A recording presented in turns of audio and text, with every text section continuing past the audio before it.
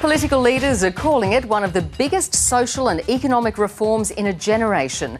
New South Wales and Victoria have joined forces to change the education system.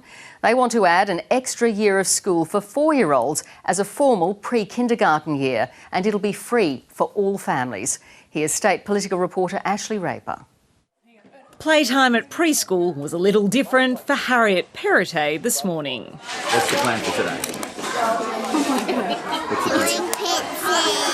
And her experience is shaping the Premier's plan. I've certainly seen her development through being at preschool. It's made a real difference to her. New South Wales has made a commitment with Victoria to deliver an extra year of formal education for young children. Today's announcement will really transform and change the way that we look at education here in New South Wales. This is the biggest economic and social reform that I've had the privilege to be involved in my 20 years in the Victorian Parliament. The exact model is yet to be finalised, but from 2030 the intention is to have 4- and 5-year-olds attending a pre-kindergarten year.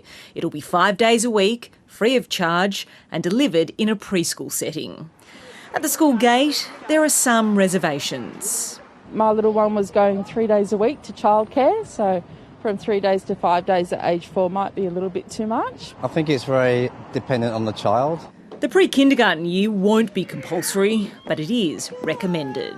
The research has been so convincing over such a long time that not only does the child benefit socially and emotionally, but also cognitively. The state government has dedicated $5.8 billion to it over 10 years. I literally have teams from school infrastructure lined up, ready to go, out to primary schools, to scope sites where we can put these services on school sites. This is another big policy shift from the government, which again positions Dominic Perrottet as a reformer. And today's announcement is bolstered by the partnership with Victoria.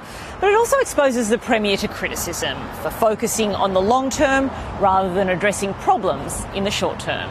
After 12 years of inaction, now the government would have us believe they're going to roll out a new plan that's going to take 8 years, while we're in the middle of a chronic teacher shortage.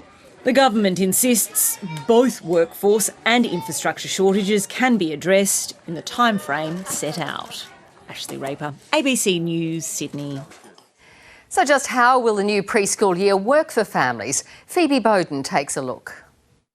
The pre-kinder year will focus on play-based learning. It will follow the National Early Years Framework for 4- and 5-year-olds. Children won't be hitting the books though.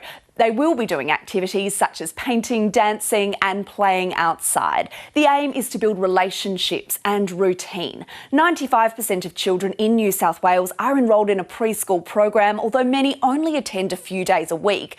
This program funds a full 5 days.